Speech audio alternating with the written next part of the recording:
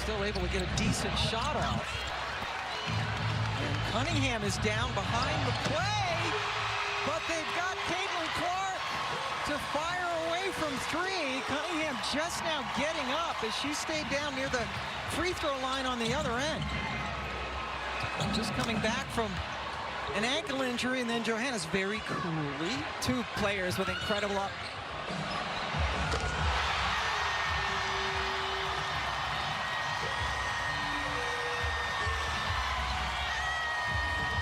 Well, back and forth we go. Clark with the three. Johannes answered, then Caitlin again. She's calling for the ball from Cunningham. Clark, another long three. She's back.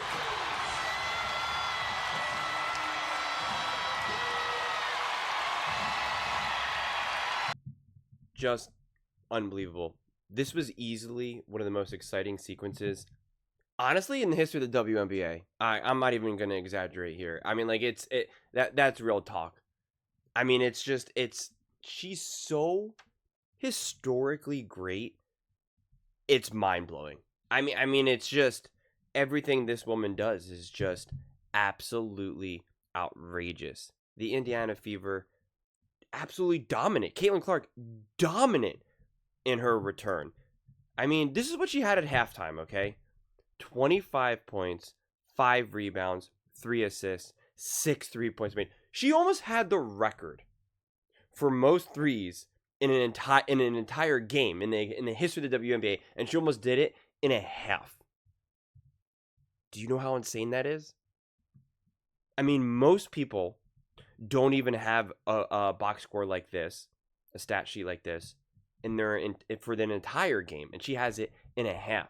Same thing with her first quarter shots, or her first quarter stats: 14 points, 2 rebounds, 2 assists, and make no mistake about it, we all know that she should have already had like 5 or 6 assists just in the first quarter alone. I mean, it's just wild. The first 3 quarters, 32 points, 7 rebounds, 7 assists, 7 3-pointers made. The records that this girl is going to break, it's going to be too hard to keep up. It's just outrageous. And it's just play after play after play after play. I mean, at one point in the game, she had over half the points. And then this was like, kind of right after that sequence that she had that I just showed you. She had 17 points. The rest of the team had 18. 4 for 6 from 3. Everyone else 0 for 5. Now, finally, the Indiana Fever did pick up the pace. The rest of the girls around the team. But, like, she single-handedly kept them in the game against the number 1 team in the WNBA. As she just missed, 4 or 5 games, whatever the final number was. I forget exactly. I mean, it's just... And I was expecting her to come out slow and be a little rusty and, be a little deconditioned. I mean, this is just... It's just... Again, it just continues to be outrageous. I mean, look at this. They show you that graphic, and then literally 2 minutes later. 2 minutes later, this is what she does. Boom. Step back 3. Ain't no thing. I mean, it's just... She makes that 3, okay? And watch this. She's obviously on a heater. She's obviously playing out of her mind right now, okay? And then look at this sequence.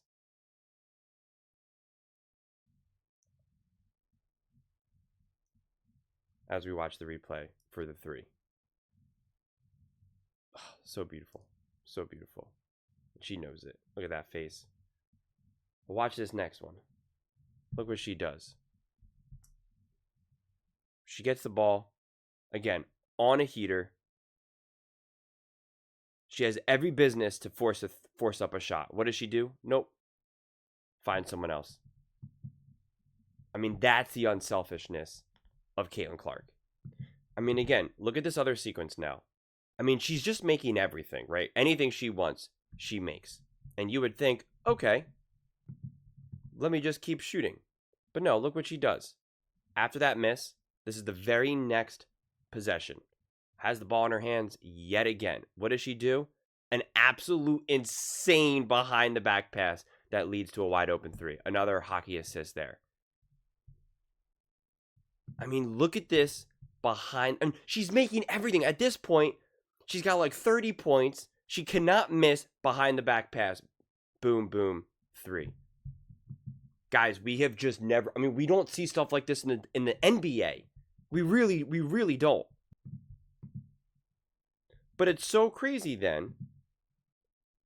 Because then, literally, here we are.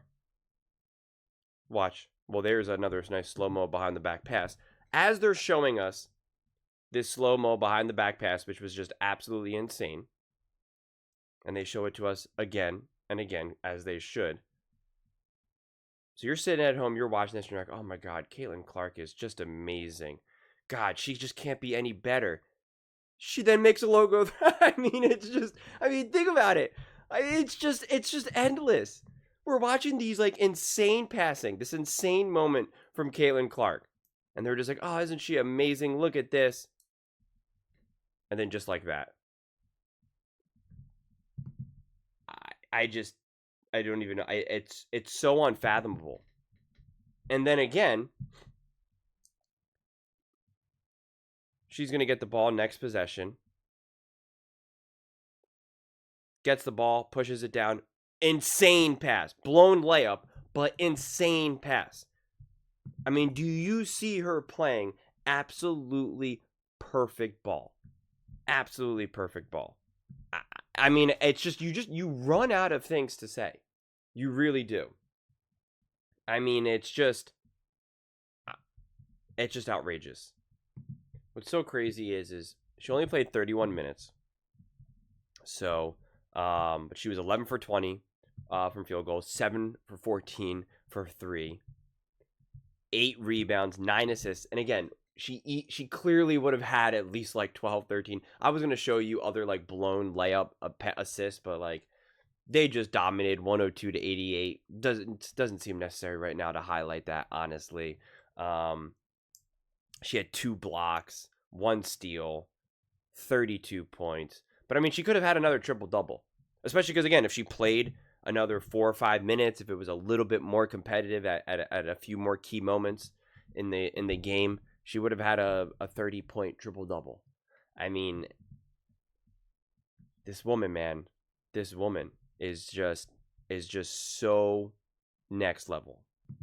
I mean, again, most 35-5 games. And again, it could have easily been a 30-10-10 games in a player's first 2 seasons. Caitlin Clark has 3. Candace Parker has 2. Nobody else with more than 1. And Caitlin Clark still has the entire season 2 to play in. And she obviously missed, a whole bunch of games. Tied her career high. 7 3-pointers. It's like I wish there was more. This is what I say in all my videos now. I just wish I had more words just to express how insane what we're seeing. But she legitimately leaves you speechless. I mean, think about a box score that she had, and she makes a pass like this. I mean, that's why you can't just look at box scores even, because some of these other women, even if they have even remotely similar stats, they're not doing it that way. I mean, do you know how insane of a pass that really was? And that's just one pass in the first quarter, 3 minutes into the game. The score's 6-4, and she makes a pass like that. Patrick Mahomes isn't making passes like that. It's just wild. And then again, you see the threes she's making. You see the logo threes, the types of passes that she's making. Like, her box score, her stats don't do it justice. It's gonna so get lost over the years of when she has a game where she's made 7 threes or something. Like, the other girls have made, a bunch of threes and whatnot. And it's like, but did they make them in the way that Caitlin Clark made them? Like, no. Other girls have had lots of games where they've had a bunch of assists. Are they making the level of assists that Caitlin Clark is making? Are they doing it all together? We've never seen this before. Ever. And this was against a team that is 9-0, first in the WNBA, best team in the WNBA right now. And the Indiana Fever were 7th in the WNBA, 4-5. Obviously dropping a bunch of games with Caitlin Clark not there. And she comes back, game 1, and is doing stuff like this 2 minutes into the game.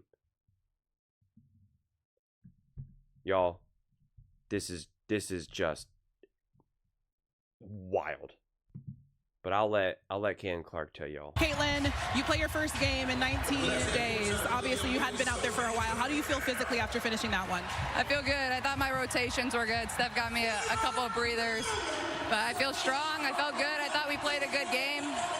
Thought there was a lot we can still improve on, which is really positive for us. But that's how the Fever are supposed to play basketball. Up-tempo, unselfish, working for your teammates. So really proud of our group. I know you said you wanted to work on things on the defensive side of the ball. But on the offensive side, you guys broke a franchise record for threes made. I know you had 7. So what was working so well for you guys offensively?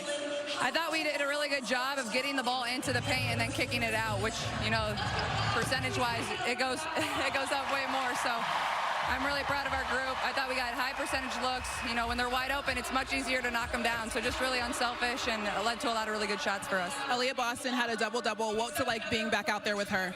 Man, I just love playing with AB. I thought we could have found her to get a few more touches, but on the pick and roll, they really slid over and helped, which led to us having open threes on the backside. So you kind of just have to pick and choose, you know, what you're going to take away. And she's a very unselfish player. She can hunt a triple-double every single night. She does a lot of really good things for us. So I love being back out there with her. And you guys were able to beat the... Yep. Caitlin Clark. Historic. Box office. Inevitable. Those are just my thoughts. I'd absolutely love to hear yours. What do you guys all think about Caitlin Clark's just insane comeback from being injured and taking down New York? Let me know in the comments below. I read every single comment. It's whether you agree with me or disagree with me. Either way, let's get in some discussions. Let's get in some fights. But ultimately, let's just have some fun. And please do consider subscribing. We're building an amazing community here and absolutely love to see you part of it. I want to build something that we all genuinely feel connected to. Something that we're really excited to be part of. I think we're all on our way to doing it. Please don't forget to give this video a thumbs up, as it really does help with visibility and the algorithm. Thank you so much. See you next time.